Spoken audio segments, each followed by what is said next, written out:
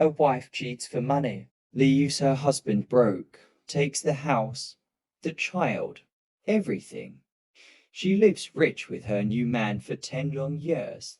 Then he sells his company hundreds of millions and watches her come crawling back, begging, on her knees.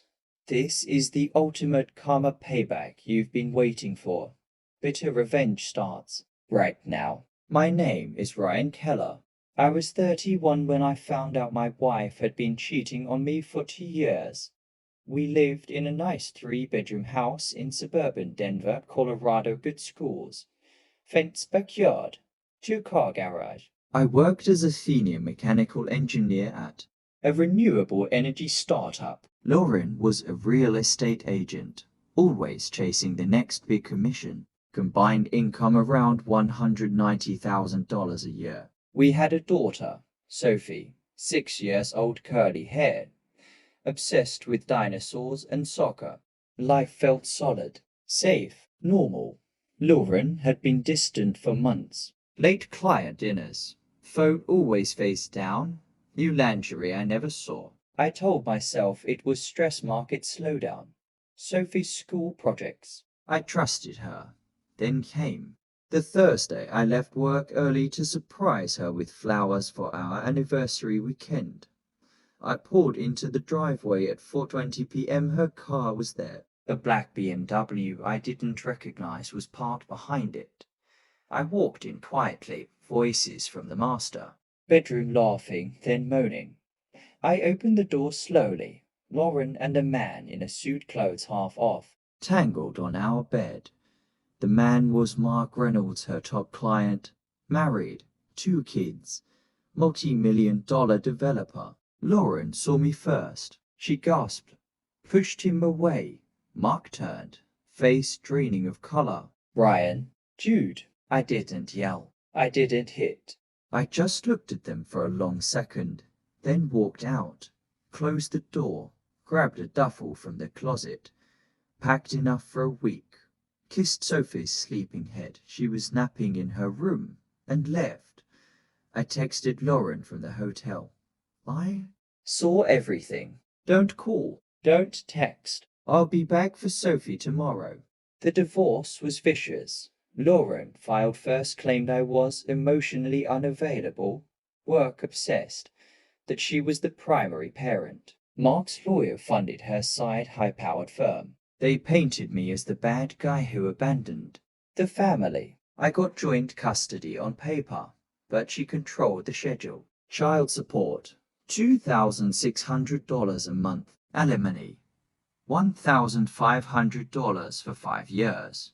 Lauren kept the house. Mark moved in 6 months later. They upgraded the kitchen, put in a hot tub, posted family photos, blended. Happy? Perfect. Sophie started calling him Marky in pictures. I saw it on Instagram before Lauren blocked me. I moved into a 1-bedroom apartment near Aurora. Worked overtime to pay support. Never missed a visitation. I took Sophie to soccer. Helped with homework. Read bedtime stories. I never spoke ill of Lauren or Mark. When Sophie asked why Daddy didn't live at home, I said, sometimes grown-ups can't stay together, but I love you more than anything. Sophie was too young to understand. She accepted it. Lauren and Mark's life looked golden from the outside. Mark's development company boomed luxury condos, high-end retail. They took trips to Cabo, bought a boat, posted sunsets and champagne. Sophie had iPads, designer clothes, private tutors. Social media screamed success, but I noticed the cracks during drop-offs. Mark's new watch 1 month, gone the next. Lauren smiled tighter. Sophie mentioning Marky yells at mommy a lot. I said nothing. I just listened. 10 years after. That Thursday, everything changed in one phone call. My startup had pivoted to AI-driven energy optimization, patents filed. Contracts with major utilities. We got acquired by a Fortune 500 for $420 million. My equity stake netted me $168 million. After taxes, I didn't scream.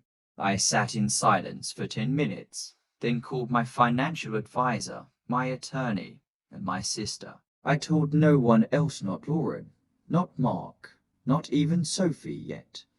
I quit my job the next week, quiet resignation. Moved the money into trusts, paid off debts, set up irrevocable trusts for Sophie access at 25, 30, 35. Bought a modest but beautiful house in Cherry Hills Village, 5 bedrooms.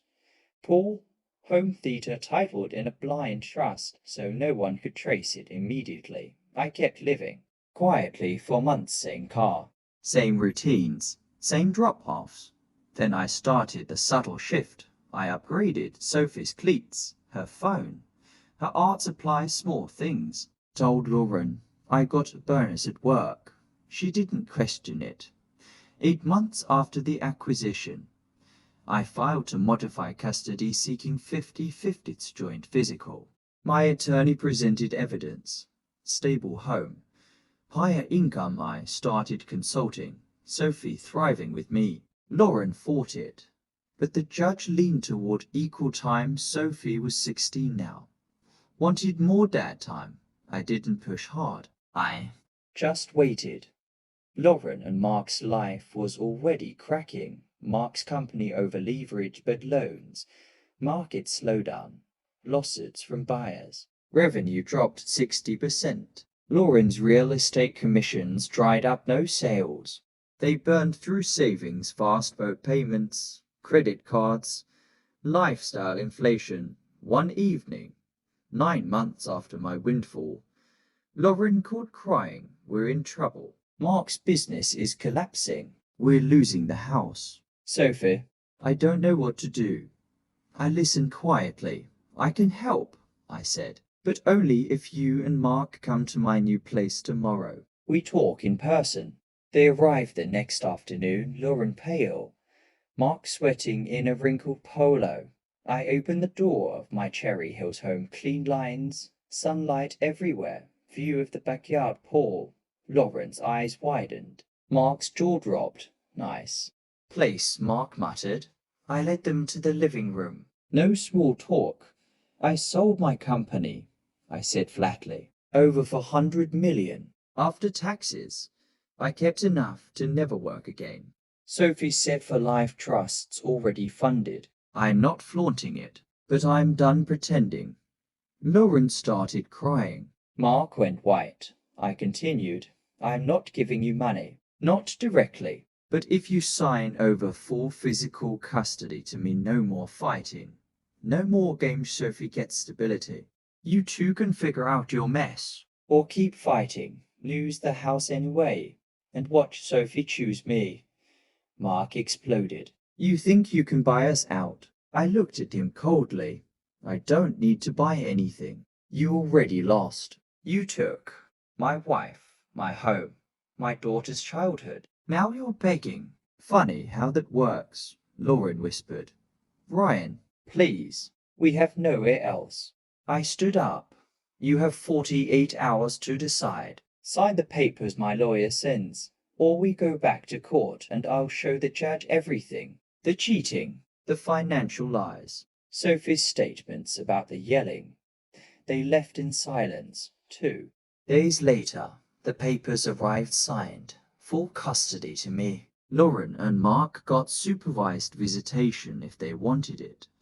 I watched them drive away from my front porch. 10 years of silence. 10 years of paying, showing up, rebuilding. Now they were the ones begging, and I hadn't even started spending yet.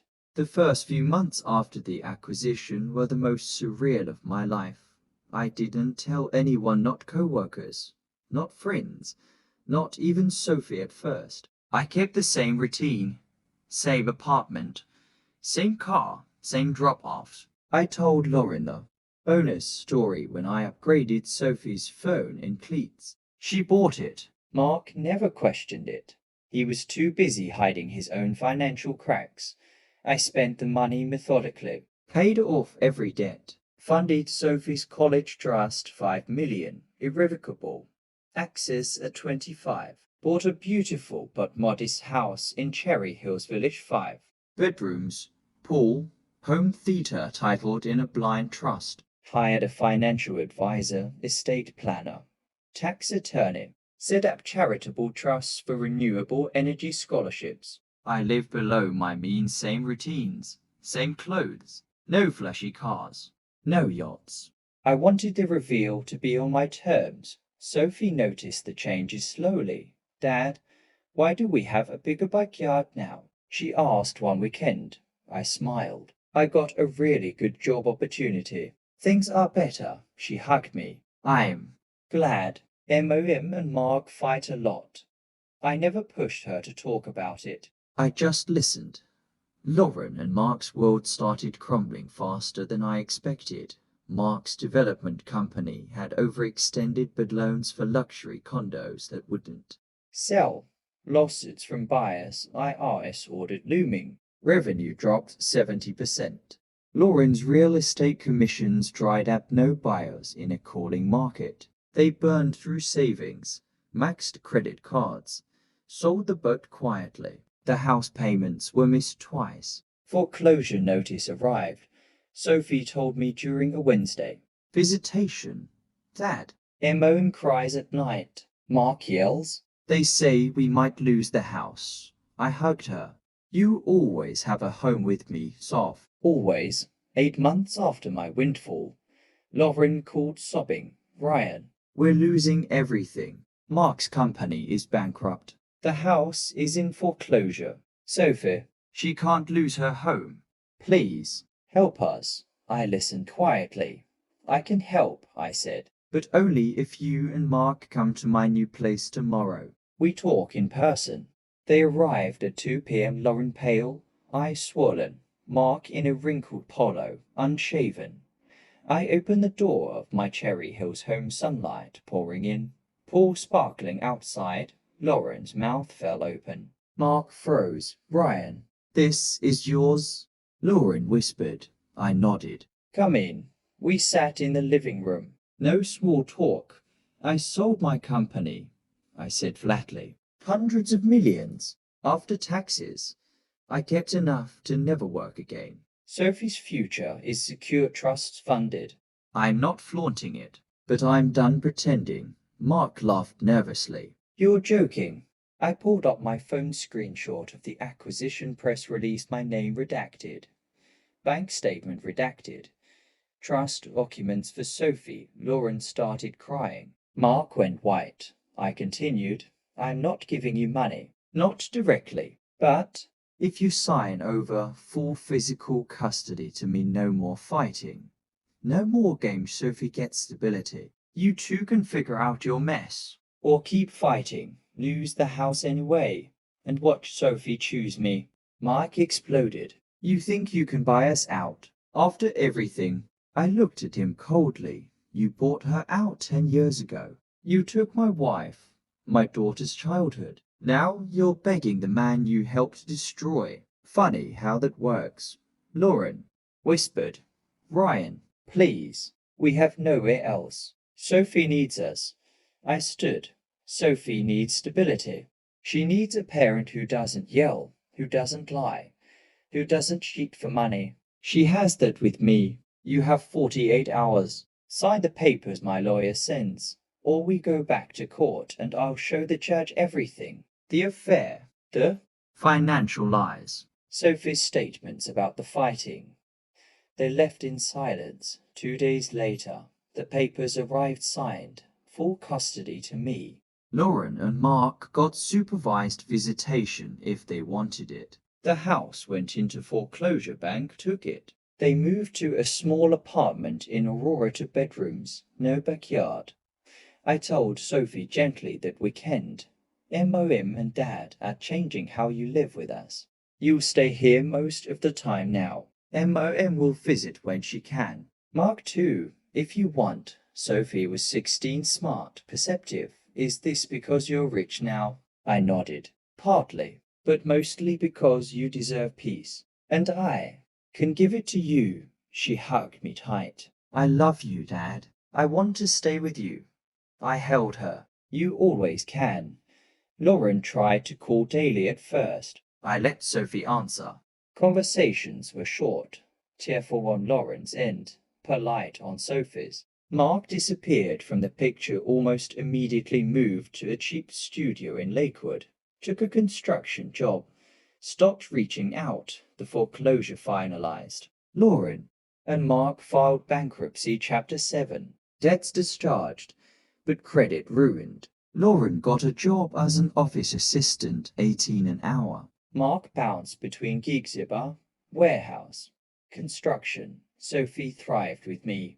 She got straight A's, joined the debate team, started college applications, full ride scholarships to CU Boulder. She never badmouthed her MOM. She just chose me 10 years after the betrayal. Lauren showed up at my door unannounced on a rainy Saturday. She looked 10 years older, hair dull, eyes hollow, cheap coat soaked. I let her in, offered coffee. Sophie was at soccer practice. I need help, she said quietly. We're about to lose the apartment. Mark left 6 months ago. I'm drowning in debt. Sophie, she barely talks to me anymore. I sat across from her. What do you need? Money. Just enough to get stable. A few thousand. I'll pay it back. I looked at her. Woman who once chose money over me, now begging for it. No cash, I said, but I'll do something better. I pulled up my phone, showed her a screen. A new trust account in her name, 180,000, irrevocable. Released in monthly installments of $1,500 for 10 years. Conditional on financial counseling and maintaining employment. Lauren stared. Tears fell. Why? Because Sophie still loves you. And I don't want her to see her MOM on the street. But this isn't forgiveness. It's for her. She nodded, wiping her face. Thank you, Ryan. I don't deserve it. You're right, I said calmly. You don't? But she does. Lauren left with the paperwork. She never asked for more. Mark tried once, texted from an unknown number. Man, I'm sorry. Life's rough. Can you spot me 10,000? For old times? Blocked 10 years after she cheated for money. Lauren begged, and I gave just enough, not for her, for Sophie, and for the man I used to be, who never got to see this day coming. The custody change happened quickly after the papers were signed. The judge approved full physical custody to me, joint legal, but I controlled the day-to-day. Lauren and Mark got supervised visitation at a neutral family center if they wanted it. Sophie chose to stay with me full-time. At 16, her voice carried weight in court. She told the judge, Dad's stable. He's always been there. MOM and Mark fight a lot. I feel safe with Dad. Lauren cried in the courtroom. Mark stared at the floor. I didn't look at them. I just held Sophie's hand as we left. We moved into the Cherry Hills house permanently. Sophie picked her bedroom, big windows, view of the mountains.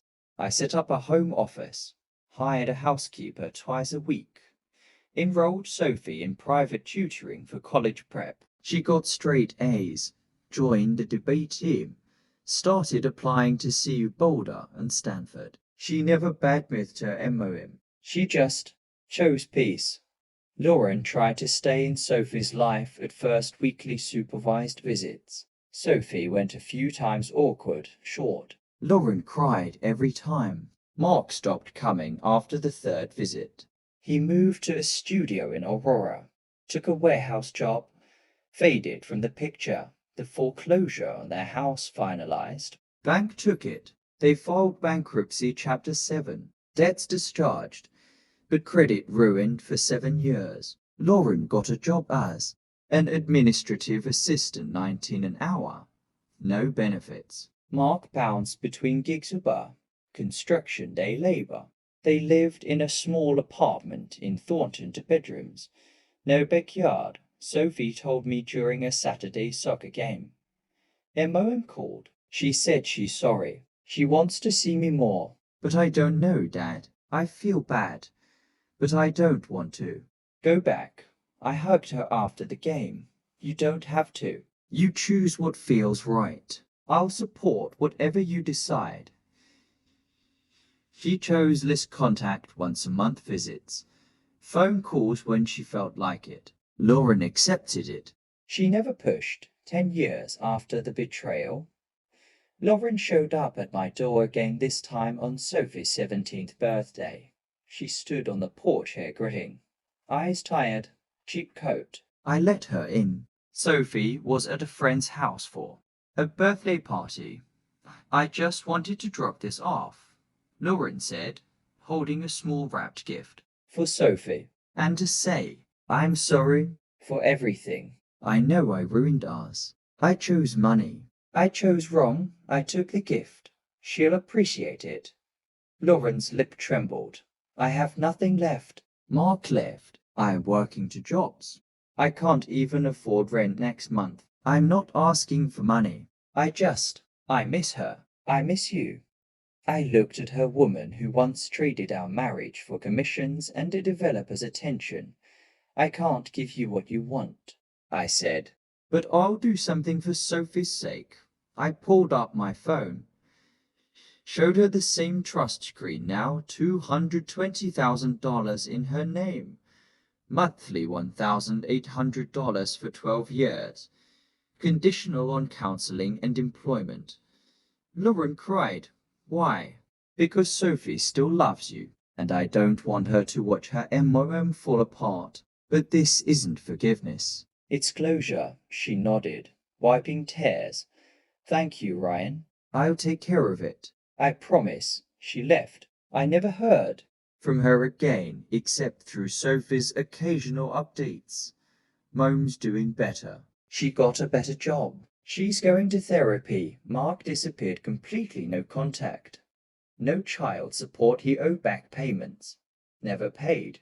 Sophie stopped mentioning him. Sophie graduated high school valedictorian for ride to Stanford. She chose engineering, just like I always dreamed. At her graduation, Lauren attended, sat in the back row, cried through the speech. Sophie hugged her after. I love you, MOM, but I'm happy with Dad. Lauren nodded. I know. I'm proud of you. I shook Lauren's hand, no hug, no warmth, just acknowledgement. 10 years after she cheated for money, Lauren begged. I gave just enough, not for her, for Sophie, and for the family we rebuilt without her. Sophie's college move-in day, Stanford campus. I helped carry boxes, met her roommate, hugged her tight. I'm proud of you, I said. She hugged back. I love you, Dad. Thank you for everything. I watched her walk into her dorm, curly hair bouncing, backpack slung over one shoulder. 10 years earlier, Lauren chose money over us. Now Sophie chose love over pain. And I had my daughter, my peace, my billings. Lauren had regret, and that was enough. Karma didn't need cruelty. It needed 10 years. And one man who turned betrayal into triumph. That was Ryan's story. Betrayed, broke, silent for a decade. Then one deal changed everything. She begged. She lost. He won forever. Karma doesn't rush. It waits, and when it hits, it takes everything. If this revenge gave you chills, smash that like button. Subscribe and hit the bell. Next Karma explosion is coming soon. Comment right now. What would you do if you became rich after she cheated? Forgive or watch her back? See you in the next bitter revenge. Remember, what goes around comes back richer.